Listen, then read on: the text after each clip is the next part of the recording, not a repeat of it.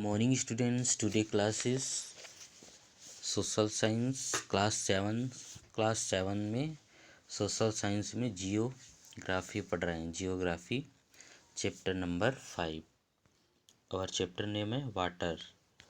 Water means जल। मैं हिंदी में एक्सप्लेन कर रहा हूँ डियर स्टूडेंट्स।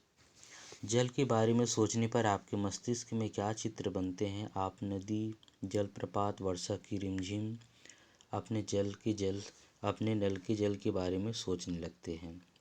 बच्चे वर्षा से भरे गड्ढे में कागज की नाव तैराकर बहुत खुश होते हैं। दोपहर तक गड्ढे में जमा जल गायब हो जाता है।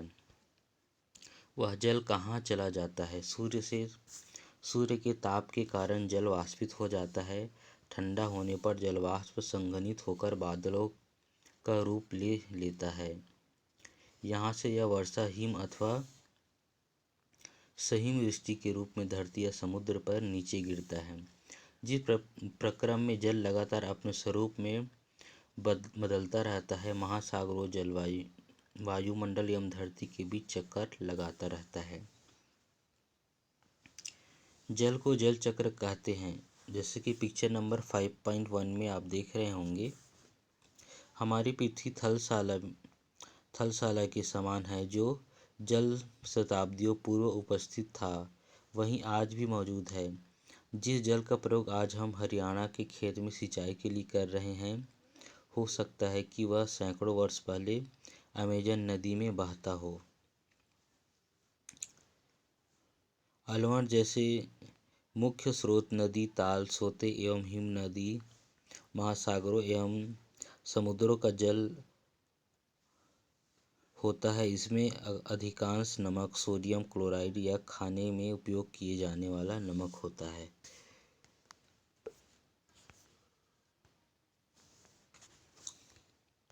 आप देख रहे होंगे डियर स्टूडेंट्स कि प्रमुख समुद्र, झीलें एवं नदियाँ ये पिक्चर्स दिए हुए हैं, जिसमें बहुत सारे वर्ड के समुद्र, नदियाँ और झील दिख रहे हैं।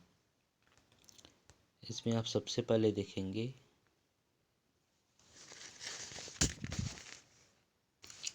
उत्तरी अमेरिका में देखते हैं डियर स्टूडेंट्स। नॉर्थ अमेरिका में यहाँ पे जो है साल्ट लेक दिख रहा है, ये साल्ट लेक है। उसके बाद ग्रेट बियर झील है यहाँ पे। उसके बाद विनीपेरा झील यहाँ पे दिख रहा है आपको। उसके बाद कैरिबियन सागर दिख रहा है यहाँ पे। अमेजन नदी दिख रहा है। और साउथ अमेरिका मीन्स दक्षिण अमेरिका यहाँ पे हमें दिख रहा है। ये जो है इस स्थान में पानी नहीं है, ये भूतल है। और जो ये जहाँ पे ये ब्लू कलर दिख रहा है पूरे, ये पूरे वाटर है। ठीक है, अब नेक्स्ट आगे देखते हैं दोस्तों। आगे में हमें दिख रहा है, ये जो दिख रहा है ये दबूनी नदी के नाम से है। और ये ब्लैक सागर, ये जो दिख रहा है ये काला सागर के नाम से जाना जाता है। और ये जो दिख रहा है ये भूमध्य सागर है। ठीक है, और ये अफ्रीका का एरिया है पूरा। यहाँ पे नाइजीरिया नदी है और यहाँ पे विक्टोरिया झील है। ये यहाँ पे विक्टोरिया झील है। उसके बाद ये ऑरेंज नदी के नाम से जाना जाता है इसको। देन आता है डिस्टेंट एशिया। हम एशिया में देखेंगे, एशिया में आता है ब्रह्मपुत्र नदी, बहुत बड़ा नदी माना गया है। और गंगा नदी है यहाँ पे। और उसके बाद हमें ये बंगाल की खाड़ी दिखता है और अरब सागर दिखता है। उसके बाद सबसे बड़ा ये हिंद महासागर हमें दिखाई देता है पास में। ठीक है, सो ये जो ये दिख रहा है ये पूरे स्थल है। और जो जितने ये ब्लू कलर आप लोग को दिखाई दे रहे हैं ये पूरे वाटर है, तो इसे हम समुद्र कहते हैं। ठीक है, so dear student next page देखते हैं। नेक्स्ट पेज में हम देखते हैं डियर स्टूडेंट कि जल का डिस्ट्रीब्यूशन ऑफ वाटर। जल का वितरण, हम जल का वितरण कैसे करते हैं? हम सभी जानते हैं कि पृथ्वी की सतह का 3/4 भाग जल से ढका हुआ है। यदि धरती पर थल की अपेक्षा जल अधिक है तो अनेक देशों में जल की कमी का सामना क्यों करना पड़ता है? क्या पृथ्वी पर मौजूद संपूर्ण जल हमारे लिए उपलब्ध है? निम्नलिखित तालिका में जल वितरण की प्रतिशत दिया गया है। जैसे कि आप देख रहे होंगे, ओशियन मीन्स महासागर में 97.3 वाटर है, ठीक है। उसके बाद है आइस कैप मीन्स बर्फ छत्रक में 0.2 है। उसके बाद ग्राउंड वाटर मीन्स भूमिगत जल है आपका 0.68। उसके बाद झीलों का फ्रेश वाटर लेक है। उसके बाद झीलों का अलवण जल, जिसे हम फ्रेश वाटर के नाम से जानते हैं, वो 0.009 है। इसके बाद है स्थलीय समुद्र नमकीन झीलें, ये जो है 0.009 है। उसके बाद एटमॉस्फेयर वायुमंडल में हमारे 0.0019% है। उसके बाद है रिवर मीन्स नदियों में 0.111 है। इस प्रकार हमें टोटल ये 100% वाटर जो है हमें पता चल जाता है कि कहाँ पे कितना वाटर है, ठीक है। सो नेक्स्ट देखते हैं डिस्टेंस एक्टिविटी है। 2 लीटर जल लें। मान लें कि यह पृथ्वी की सतह पर जल की संपूर्ण मात्रा है। बर्तन से 2 चम्मच जल मापकर उसे कटोरे में रखें। बर्तन से जल निकालने के बाद शेष जल लवणीय जल को दर्शाता है, जो महासागर एवं समुद्र में पाया जाता है। यह जल उपभोग के लिए उपयुक्त नहीं है। यह लवणीय जल नमक युक्त होता है, जिसे हम लवणीय जल कहते हैं। कटोरे में निकाल कर रखा गया 12 चम्मच जल पृथ्वी पर मौजूद संपूर्ण अलवण जल की मात्रा को दर्शाता है। चित्र में इस जल के वितरण को दर्शाया गया है। आप स्वयं देखें कि आप जल की कितनी मात्रा का उपभोग कर सकते हैं, जैसे कि आप ये पिक्चर में दिख रहे हैं, ठीक है। देन नेक्स्ट आता है डियर स्टूडेंट्स,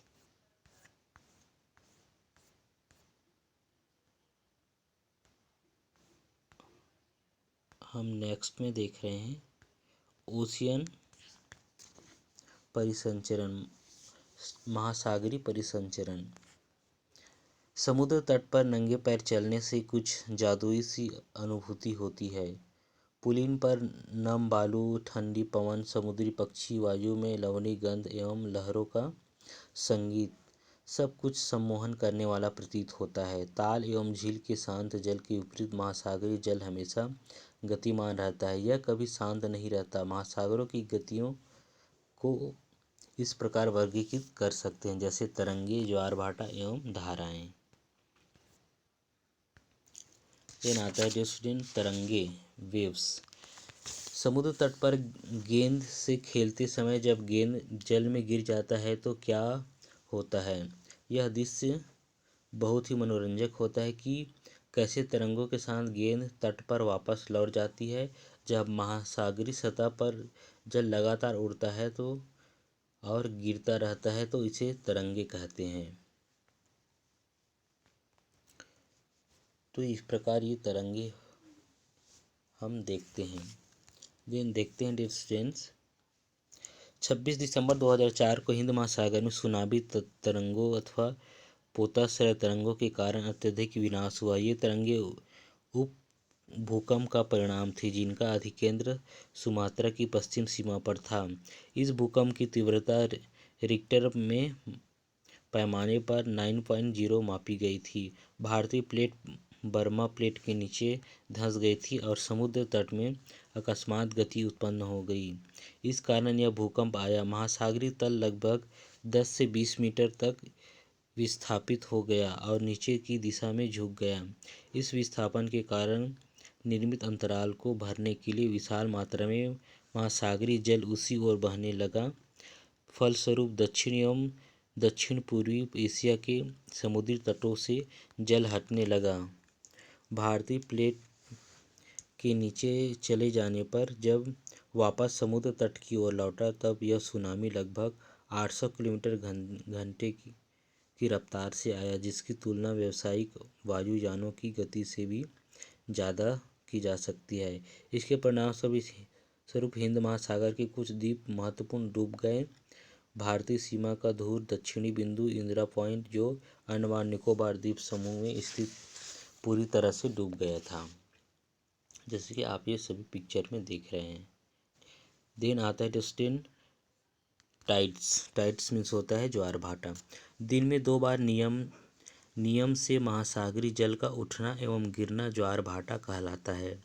जब सर्वाधिक ऊंचाई तक उठकर जल तट के बड़े हिस्से को डुबो देता है तब उसे ज्वार कहते हैं।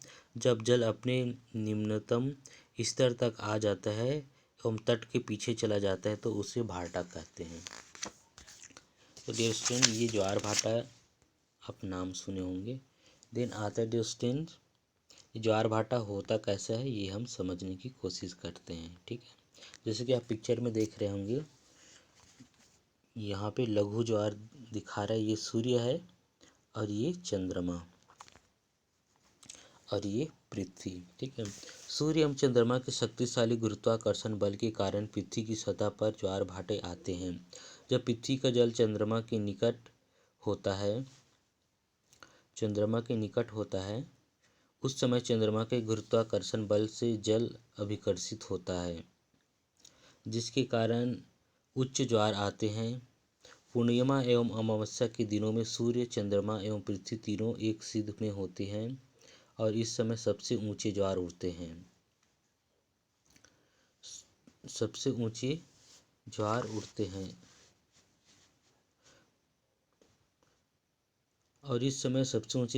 इस ज्वार को बृहद ज्वार कहते हैं। लेकिन जब चांद अपने प्रथम एवं अंतिम चतुर्थांश में होता है तो चांद एवं सूर्य की गुरुत्वाकर्षण बल विपरीत दिशाओं में महासागरीय जल पर पड़ता है, परिणाम स्वरूप निम्न ज्वार भाटा आता है। ऐसे ज्वार को लघु ज्वार भाटा कहते हैं। उच्च ज्वार नव संरचना में सहायक होता है। ऐसे ज्वार को लघु ज्वार भाटा कहते हैं। ये जल स्तर को तट की ऊंचाई तक पहुंचाते हैं। ये जहाज को बंदरगाह तक पहुंचाने में सहायक होते हैं। उच्च ज्वार मछली पकड़ने में भी मदद करते हैं। उच्च ज्वार के दौरान अनेक मछलियां तट के निकट आ जाती है। इसके परिणाम स्वरूप मछुआरे बिना कठिनाई के मछलियां पकड़ पाते हैं।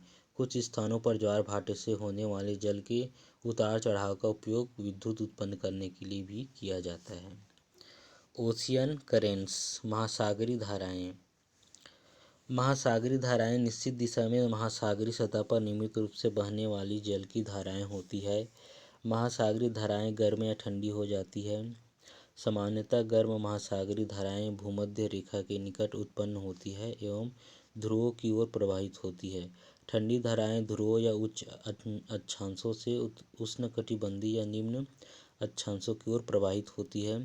लेब्राडोर महासागरीय धाराएं शीत जलधाराएं होती है, जबकि गल्फ स्ट्रीम जलधाराएं होती है। महासागरीय धाराएं किसी क्षेत्र के तापमान को प्रभावित करती है।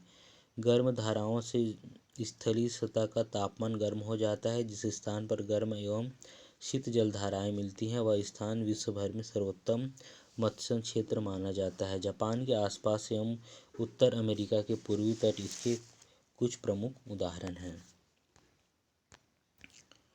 जैसे कि आप सभी पिक्चर में देख रहे हैं डिस्टेंट, जहाँ गर्म और ठंडी जलधाराएं मिलती हैं वहाँ कोहरे वाला मौसम बनता है। इसके फलस्वरूप नौ संचालन में भी बाधा उत्पन्न होती है।